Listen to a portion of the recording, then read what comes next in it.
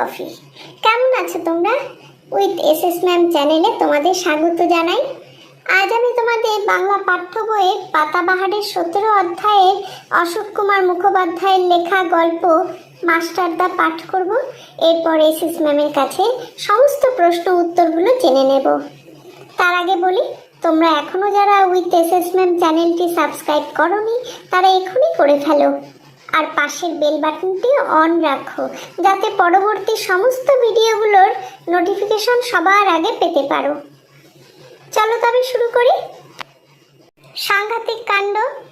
চট্টগ্রাম শহরের অল্প বয়সী কিছু ছেলে এক মাস্টার দাদার বুদ্ধিমতো ইংরেজ পুলিশের সঙ্গে লড়ে তাদের গোলা বারুদের ভাণ্ডারটিকে দখল করে নিয়েছে। আগুন লাগিয়ে দিয়েছে সেই অস্ত্রাগারে, আগুন লাগিয়েছে টেলিফোন ও টেলিগ্রাফের অফিসেও। ট্রেনে করে যে শহরে আসবে তারও উপায় নেই। দু জায়গায় রেলের লাইন ভেঙে ফেলেছে তারা, সেখানে মালগাড়ি উল্টে ট্রেন চলাচল বন্ধ। চট্টগ্রাম ইংরেজ শাসন থেকে মুক্ত এমন এক ঘোষণা করেছে সেই ছেলের দল। ওরা পুড়িয়ে দিয়েছে ইংরেজ পুলিশ ঘাঁটিতে উড়তে থাকা ব্রিটিশ পতাকা, ইউনিয়ন জ্যাক। সেখানে উঠছে স্বাধীন ভারতের পতাকা। ভারতবর্ষ শাসন করতে এসে ইংরেজরা বোধহয় এমন মার এর আগে কমই খেয়েছে। তারা মনের সুখে রাজ্যপাট চালিয়েছে এতদিন। ভারতবাসী দিনের পর দিন খেটে গেছে, আর সেই খাটুনির ফল ভোগ করেছে সাদা চামড়ার ইংরেজ। প্রতিবাদ করতে গেলেই এদেশের মানুষের কপালে জুটেছে অত্যাচার। এদেশে রাজত্ব করতে এসে তাদের স্পর্ধা একেবারে আকাশ ছুঁয়েছে। কোনো কোনো প্রতিষ্ঠানে সাদা চামড়ার লোক ছাড়া অন্য কারো ঢোকার অনুমতি নেই। রেস্তোরাঁর গায়ে নোটিশ ঝুলছে কালো চামড়ার লোক এবং কুকুরের প্রবেশ নিষেধ। এমন অন্যায় বেশি দিন চলে না। প্রতিবাদ হবেই, প্রতিরোধ গড়ে উঠবেই। ঠিক যেন রূপকথার রাজপুত্রদের মতো লড়াই করে দেশ থেকে দানবদের তাড়াতে চেয়েছে চট্টগ্রামের এই ছেলের দল। তাদের মনে হয়েছে ভারতবর্ষের একটা জায়গায় যুদ্ধ করে যদি ইংরেজদের তাড়ানো যায় সারা দেশ জেগে উঠবে। আর সকলেরই তখন মনে হবে তাহলে তো আমরাও এমনভাবে লড়াই করে ইংরেজদের অত্যাচার বন্ধ করতে পারি, তাদের তাড়াতে পারি। দেশ আমাদের মা। এই ছেলের দলকে দেশের কথা বলে খেলাধুলো, বন্দুক চালানো শিখিয়ে ইংরেজদের বিরুদ্ধে লড়বার উপযুক্ত করে গড়ে তুলেছেন এক অঙ্কের শিক্ষক। তাকে সবাই মাস্টারদা বলে ডাকে। কে এই মাস্টারদা, যার কথায় ছেলের দল ইংরেজদের বিরুদ্ধে মরণপণ লড়তে পারে? চট্টগ্রামের মানুষ জানে এই রোগা সাধারণ চেহারার ধুতি পরা মানুষটির নাম সূর্য সেন। কেমন মানুষ এই মাস্টারদা? সবাই কেন তাকে এত সম্মান করে? মাস্টারদা কথা বলেন কম। মজাটা হলো মাস্টারদাকে বাইরে থেকে দেখে বোঝার উপায় নেই যে তিনি এত বড় একজন নেতা। তার পোশাক খুবই সাদাসিধে। বাঙালির ধুতি পাঞ্জাবি বা ধুতি শার্ট, রঙিন জামা পরেন না। কথা যেমন কম বলেন, হাঁটা চলাতেও শব্দ হয় না প্রায়। তার বাড়ির লোকজনেরা বলেন খড়ম পায়ে হাঁটলেও তার খটমট আওয়াজ শোনা যায় না। এই যে মানুষটি চুপচাপ যার ধরন, তিনি কি করে এত ছেলেকে ভারতের মুক্তির নেশায় খেপিয়ে তুললেন, রাইফেল বন্দুক নিয়ে ইংরেজদের বিরুদ্ধে লড়লেন, এ ভারী আশ্চর্যের কথা। উমাতারা হাই স্কুলের অঙ্কের শিক্ষক সূর্যকুমার সেন নতুন মাস্টার, তাই ছেলেরা প্রথমেই বুঝে নিতে চায় লোকটি কেমন। তিনি গম্ভীর, রাশভারী, অঙ্ক ভুল হলে কড়া শাস্তি দেন? না, একটু নরম সরম হাসি খুশি। ছেলেরা অবাক হয়ে দেখল এই মাস্টারমশাই বন্ধুর মতো হাসি মুখে ছোট বড় সবার সঙ্গে মেলামেশা করছেন। খুবই সহজ সাধারণ মানুষ, কিন্তু ঠকাবার উপায় নেই। তার চোখের দিকে তাকালে কিচ্ছু লুকোনো যায় না। তখনও তো সেরকমভাবে তার নাম চারিদিকে ছড়িয়ে পড়েনি। তবু সেদিন ছাত্রদের মনে হয়েছিল এ মানুষটি অন্যরকম। তার কথা মতো ছাত্ররা ভোর 4টের সময় ঘুম থেকে উঠে ময়দানে গিয়ে ব্যায়াম করত, সংস্কৃত স্তোত্র আবৃত্তি করত। কোনো কোনো ভোরবেলায় ছাত্ররা দেওয়ানজির পুকুর পাড়ে তাদের প্রিয় অঙ্কের মাস্টারের মেজবাড়িতে পৌঁছে গেলে দেখত তিনি অনেক আগে উঠে রামকৃষ্ণ স্তোত্র গান করছেন। রামকৃষ্ণ বিবেকানন্দই ছিলেন তার আদর্শ পুরুষ। ছেলেদেরও তিনি এই দুই মনীষীর ভক্তি, ত্যাগ, তেজস্বিতার আদর্শে গড়তে চেয়েছিলেন। তার প্রিয় কবি রবীন্দ্রনাথ ঠাকুর, এত প্রিয় তিনি বলতেন কবি সম্রাট রবীন্দ্রনাথ। শুধু বলা নয়, রবীন্দ্রনাথের বহু কবিতা ছিল তার মুখস্থ। পরে জালালাবাদের পাহাড়ে লড়াইয়ের আগেও রবীন্দ্রনাথের গান, কবিতা শুনেছেন তিনি। জেলের মধ্যে রবীন্দ্রনাথের কবিতা পড়েছেন, চিঠিতে রবীন্দ্রনাথের কবিতার লাইন উদ্ধৃত করেছেন, সাথীদের তার কবিতা পড়তে অনুরোধ করে বলেছেন, রবীন্দ্রনাথ আমাদের ভারতবর্ষের এক মস্ত বড় সম্পদ। তবে উমাতারা স্কুলের ছাত্ররা সেদিন অঙ্কের শিক্ষক সূর্যকুমার সেনকে একটু অন্য নজরে দেখলেও বুঝতেই পারেনি এই মানুষটি একদিন শক্তিশালী ইংরেজের বিরুদ্ধে লড়বেন। 3 দিনের জন্য হলেও চট্টগ্রামকে বিদেশি শাসন মুক্ত করবেন।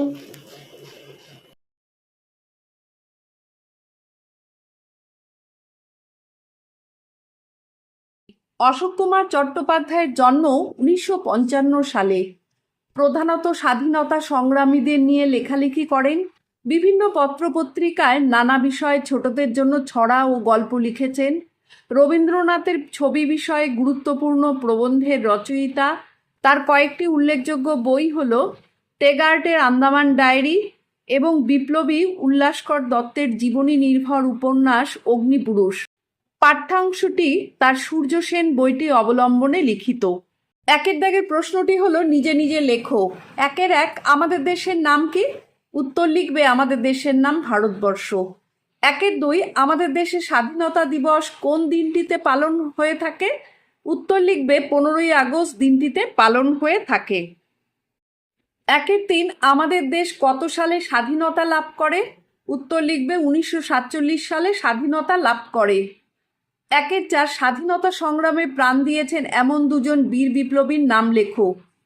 উত্তর লিখতে পারো ক্ষুদিরাম বসু আর রানী লক্ষ্মীবাঈ।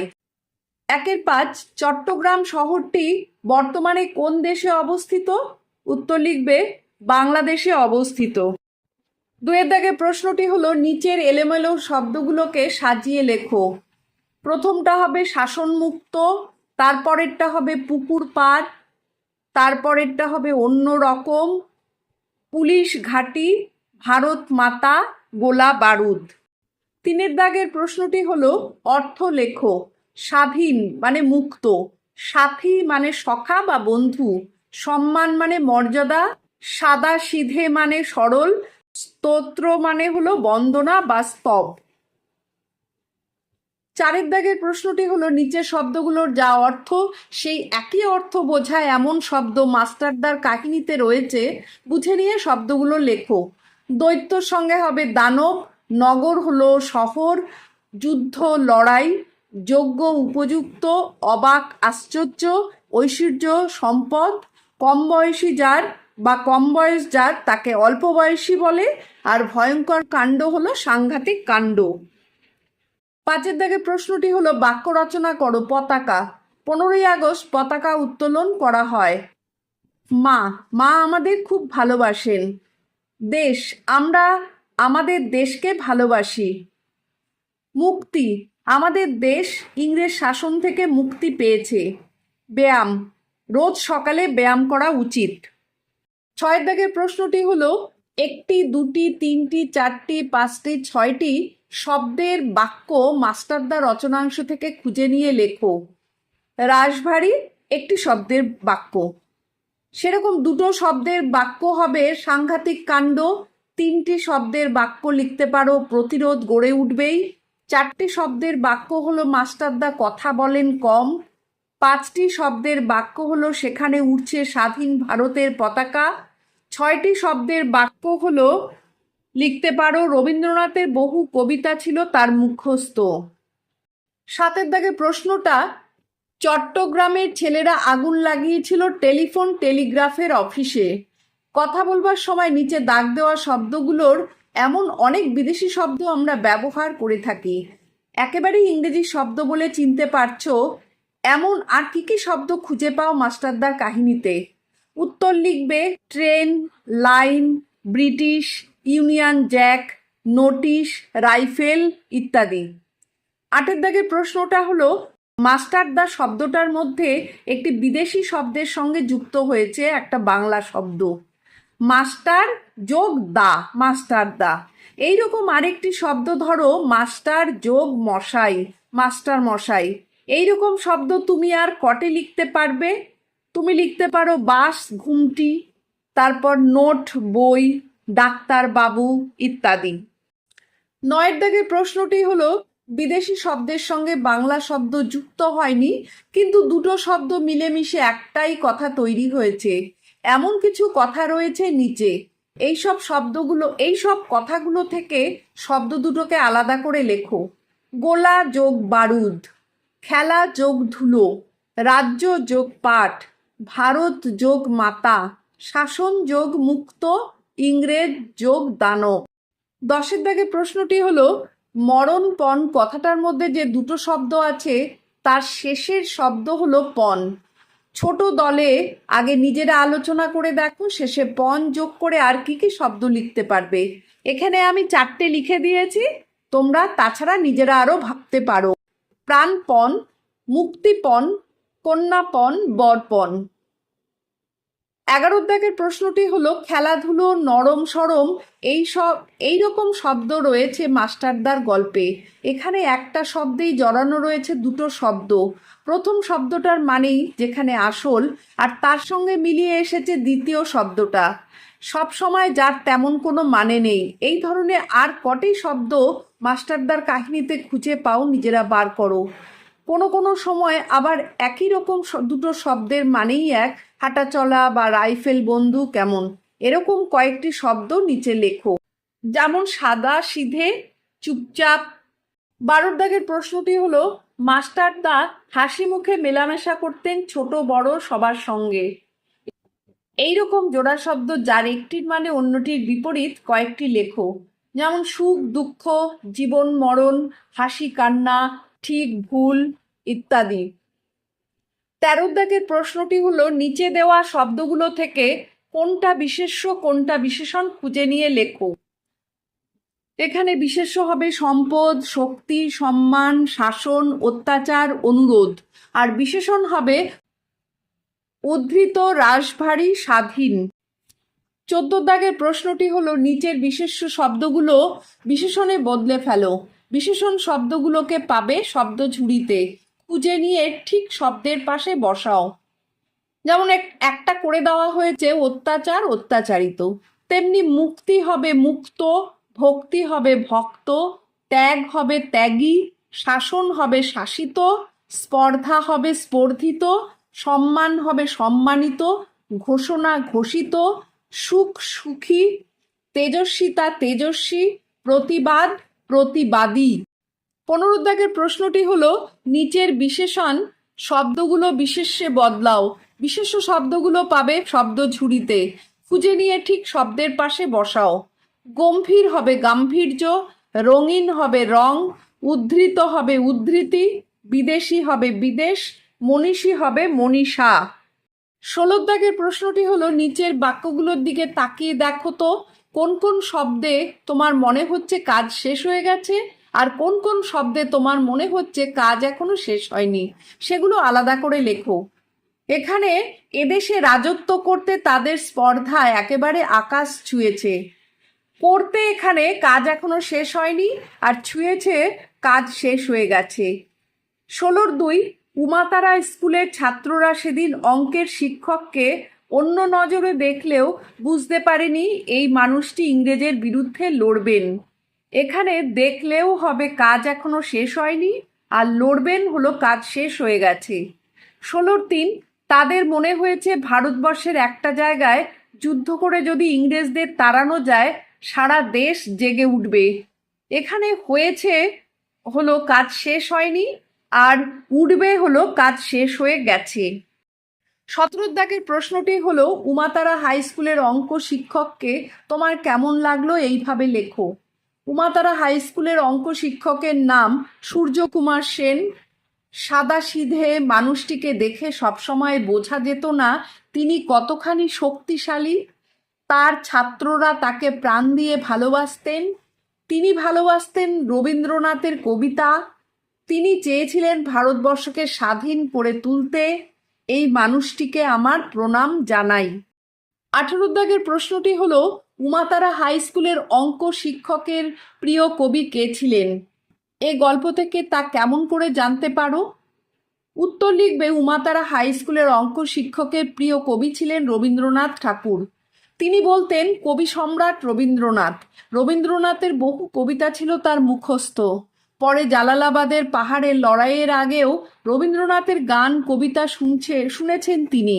জেলের মধ্যে রবীন্দ্রনাথের কবিতা পড়েছেন, চিঠিতে রবীন্দ্রনাথের কবিতার লাইন উদ্ধৃত করেছেন, সাথীদের তার কবিতা পড়তে অনুরোধ করে বলেছেন। রবীন্দ্রনাথ আমাদের ভারতবর্ষের এক মস্ত বড় সম্পদ। 19 দাগের প্রশ্নটি হলো, কোন কবির কবিতা পড়তে তোমার খুব ভালো লাগে? তার যে কবিতাটি তোমার সবচেয়ে পছন্দ সেটির দুটো পংক্তি লিখতে পারো? উত্তর লিখবে, আমার রবীন্দ্রনাথ ঠাকুরের কবিতা পড়তে ভালো লাগে। তালগাছ রবীন্দ্রনাথ ঠাকুর। তাল গাছ এক পায়ে দাঁড়িয়ে, সব গাছ ছাড়িয়ে উকি মারে আকাশে, মনে সাত কালো মেঘ ফুরে যায়, একেবারে উড়ে যায়, কোথা পাবে পাখা সে? তাই তো সে ঠিক তার মাথাতে, গোল গোল পাতাতে ইচ্ছাটি মেলে তার। মনে মনে ভাবে বুঝি ডানা এই, উড়ে যেতে মানা নেই, বাসাখানি ফেলে তার। 20 দাগের প্রশ্নটি হলো, পাঠ্য অংশটি পড়ে নিজে লেখো। 20-1, আগুন লাগিয়েছে টেলিফোন আর টেলিগ্রাফের অফিসেও। কারা এমন করেছিল, কেন করেছিল? উত্তর হবে, চট্টগ্রাম শহরের কিছু অল্পবয়সী ছেলে এমন করেছিল। তারা মাস্টারদার বুদ্ধিমতো ইংরেজ পুলিশের সঙ্গে লড়ে চট্টগ্রামকে ইংরেজ শাসন মুক্ত করতে চেয়েছিল। 20-2, ব্রিটিশ শাসিত ভারতবর্ষে কোন পতাকা উড়ত? উত্তর হবে ব্রিটিশ পতাকা, ইউনিয়ন জ্যাক উড়ত। তার বদলে বিপ্লবীরা কেমন পতাকা ওড়ালেন? তার বদলে বিপ্লবীরা স্বাধীন ভারতের পতাকা ওড়ালেন। 20-3, ইংরেজ আমলে ভারতীয়দের প্রতি ইংরেজরা কেমন আচরণ করত? উত্তর লিখবে, ইংরেজরা ভারতীয়দের ওপর অকথ্য অত্যাচার করত। ভারতীয়রা খেটে যেত, তার ফল ইংরেজরা ভোগ করত। কোনো কোনো প্রতিষ্ঠানে ভারতীয়দের ঢোকার অনুমতি ছিল না, এমনকি রেস্তোরাঁতেও নিষেধের নোটিশ ঝুলিয়ে রাখত। 20-4, ইংরেজদের অত্যাচারের বিরুদ্ধে মানুষ কিভাবে মাস্টারদার নেতৃত্বে রুখে দাঁড়িয়েছিল? উত্তর লিখবে, ইংরেজ দানবের হাত থেকে দেশকে মুক্ত করার জন্য মাস্টারদা বুদ্ধিমতো ইংরেজ পুলিশের সঙ্গে লড়ে তাদের গোলাবারুদের ভাণ্ডারটিকে দখল করে নিয়েছে। আগুন লাগিয়ে দিয়েছে সেই অস্ত্রাগারে, আগুন লাগিয়েছে টেলিফোন আর টেলিগ্রাফের অফিসেও। ট্রেনে করে যে শহরে আসবে তারও উপায় নেই। 2 জায়গায় রেলের লাইন ভেঙে ফেলেছে তারা। ওরা পুড়িয়েছে ইংরেজ পুলিশ ঘাঁটিতে উড়তে থাকা ব্রিটিশ পতাকা, ইউনিয়ন জ্যাক। 20-5, মহান বিপ্লবীদের ছবি সংগ্রহ করো, খাতায় লাগাও। সেখানে তাদের জীবন কথা জেনে নিয়ে সংক্ষেপে লিখে রাখো। আমি এখানে 2 মহান বিপ্লবীদের ছবি আমি দিয়ে দিয়েছি এবং সাথে কিছু লিখেও দিয়েছি, তোমরা এটা নিতে পারো। আজ তাহলে এখানেই শেষ করছি। টাটা।